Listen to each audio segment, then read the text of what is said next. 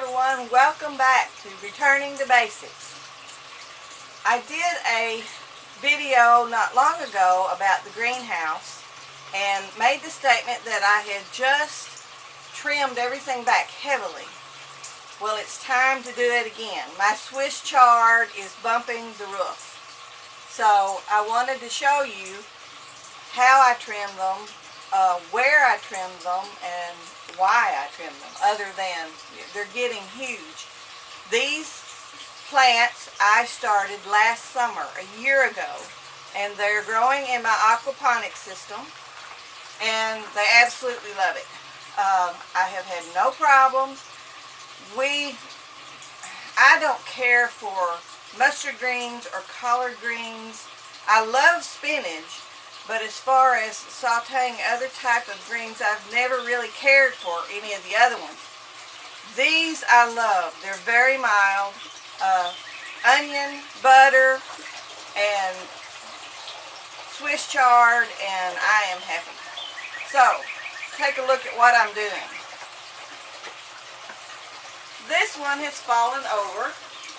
In fact, it's going to seed. I look at the bottom, there are little leaves coming out down here where I've cut in the past.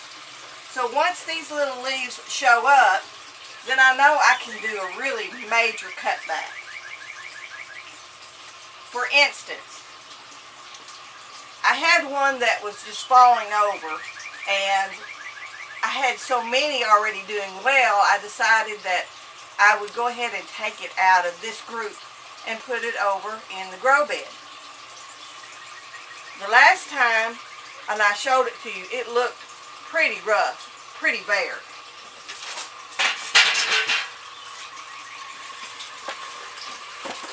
This is what it has done in a short period of time.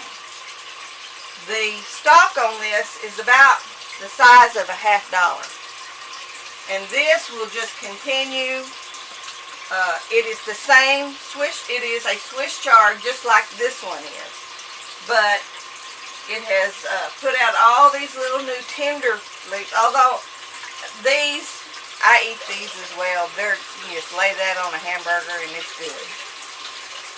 But I wanted you to see what these will do. I was very surprised that they love so much water. It was an experiment whenever I planted them, but they're doing great.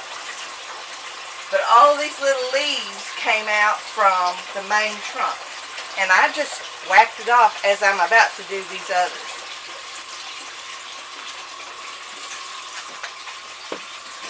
So Neil, you know what you're having for dinner.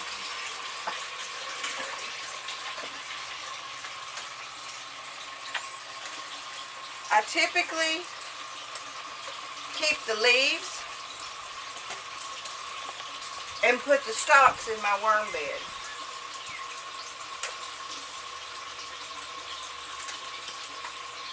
But I have little leaves coming in all around in through here. And this one is getting so tall. And as I said, this was all an experiment a year ago. So I'm actually entering a new phase of growth and experiment. That one's a little bit wilted. I'm not really sure what to expect as the heat starts. We're in the phase of the season where we're changing. We're having rain, pop-up showers. The humidity is very high. I think we're past all of our cool evenings, like 40-degree evenings. I find that this really likes cool weather, so I have to keep a fan going out here. But as I said, this is new territory for me, but I am just so thrilled that we've been able to have almost a full year of food off this. Here is the root system, the seed. It's about to go to seed, which I have lots of seed for this, so I won't be saving this. I saw a very good video this afternoon put out on YouTube by Roots and Refuge. She explained many things that I had questions about regarding creating a storage bank of your own seeds and saving your own seeds on plants that you like. There's a lot of lingo out there that was intimidating, and she clarified everything really well. She has another one on how to save seeds, actual hands-on saving, that I intend to look at later. But she faced the same thing. And when she said when she started, she didn't save seeds for a couple of years because of the intimidation factor. So I am very pleased to recommend that you go watch that if you're interested in cross-pollination. There was just so much that she covered that it was like, oh, well, that makes sense. So I am not going to save these seeds because I have a good stock of seeds for Swiss chard already.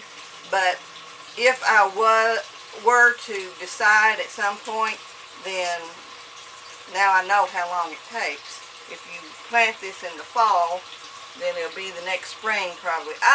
It may do better if I just let it grow and not cut it back as much as I have this winter.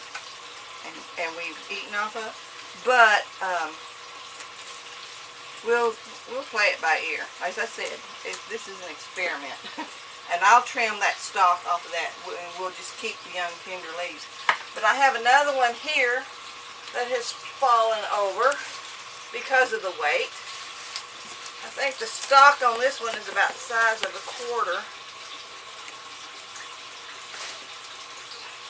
but look at the root mass on this and how many small leaves are coming out around, and these will just continue to grow. These will just continue to get large, and we'll continue to harvest. And what I've done all winter is when I get a root mass like this, I just cut it off. The reason being, it will stop up my system. I've had some overflows due to root mass in the pipes, and it was a chore to take care of. So I have to watch that real close with this aquaponics system. Let's see, this one is not too bad. I'll cut it off here. See, the stalk on this one is yellow, the stalk on this one is red. I believe this was called a Swiss chard rainbow mix. This one is the biggie. This one is pushing on the roof. My concern is I don't see a lot of small leaves coming out around the base as I have on these. So we're going to experiment. I'm going to whack it off and see if they show up later. I'll leave, 3 leaves because, gosh, this one is tough. It is putting out leaves higher up.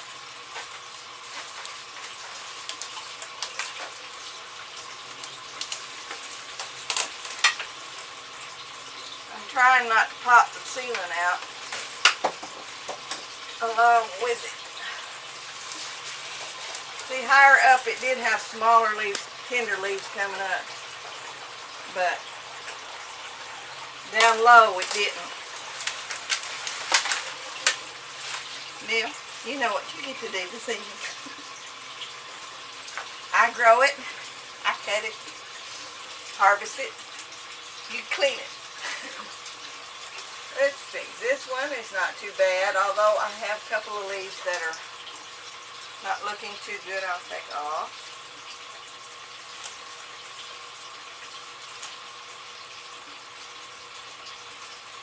And I also move these around.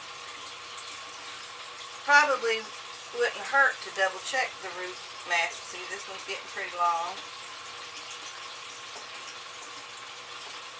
And I see a root mass down in here from this one. That is a pretty long root. And as I said, all winter I've just done that. Cut it off, stick it back in. How easy is that? And have all the greens that we want. Okay, this one. This one's got a pretty good root ball in it too. And it just laid over and started growing back up. I'll move it down. I put these little cups in holes that I don't have anything planted because it helps with evaporation. And it also helps keep the little green tree frogs out. We usually have hundreds of green tree frogs, and they love it out here. And when the mosquito population starts up big time, I love having them out here. Now let's move on down this way, because I have a big one in the corner. It's not big around, but it is going to seed. This one I can cut. Leave a little bit in there.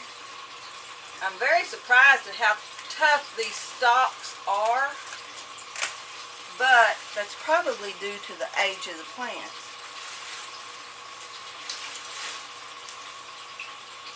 If they were young, they probably wouldn't be a lot more tender.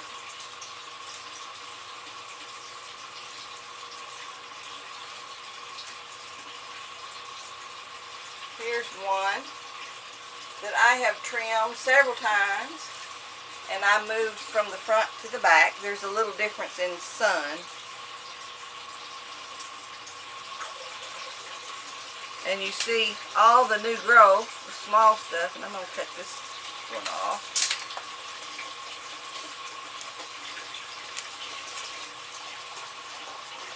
I don't know, I may end up taking one or two and moving them to the grow bed. But that's a pretty big haul right there. But I have two more to go because I'm going to have issues if I don't.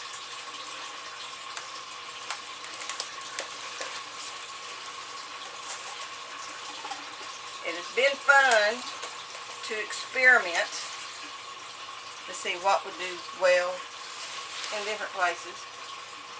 This one does not have a lot of little leaves on it, which hopefully cutting the top out of it will trigger that. You see where I've cut many off in the past. One more to go up in the corner. But that's pretty much the gist of it.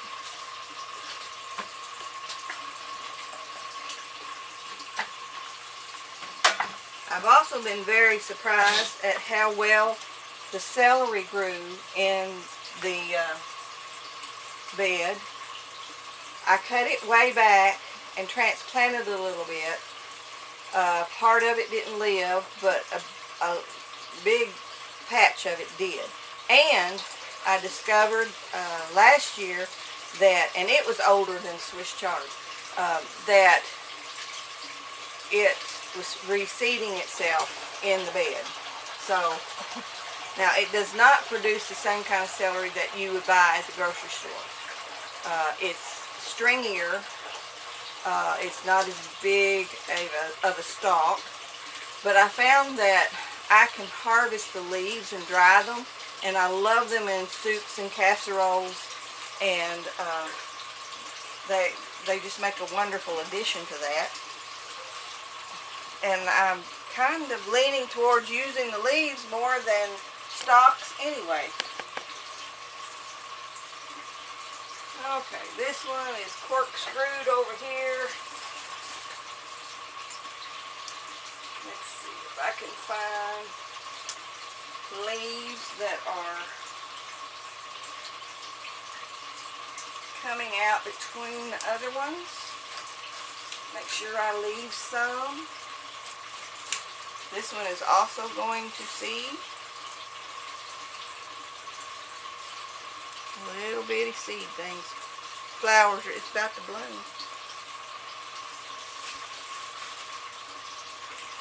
It's another one of the gold stalk ones. Yeah, there's some tiny leaves coming out on that. So, that made all kinds of room. A little bit. And within 2 weeks, I'll have another batch like this. Which, really, I let this go too long. We were working on a raised bed, trying to get it all set up, and I kind of ignored this, knowing how vigorous it grew. And it did. So this will probably fill up, once I trim the stalks off, and I have this large bowl like this, it'll probably be like this, just leaves. But it's like any other green. You can fill a Dutch oven full of this, and it will saute down to not as much as you think. But we love it, saute an onion, and get these all trimmed up and cleaned and add to it. And it's really good eating. So I hope you learned a little bit along with me on this experiment. And if you have any comments or any experiences you'd like to share, I would love to hear them. There may be something you know of that would grow really well in an aquaponics system that I may like to try.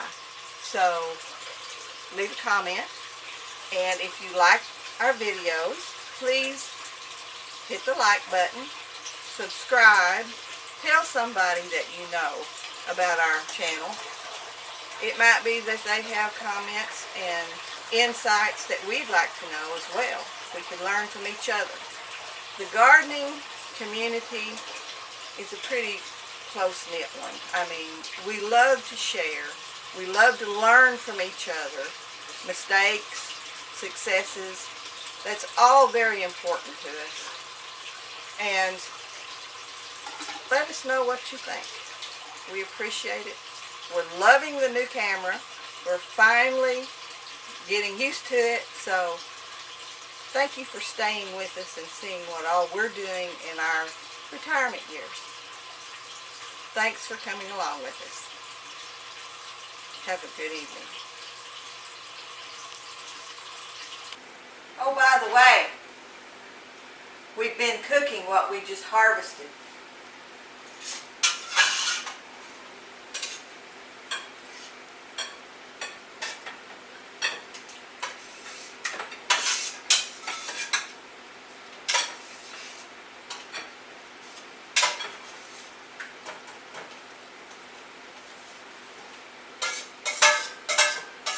Oh, it smells so good.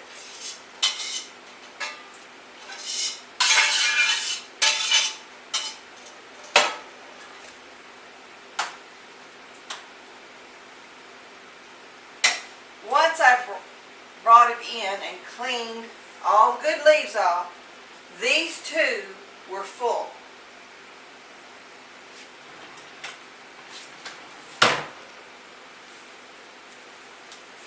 And this is what it cooked down to.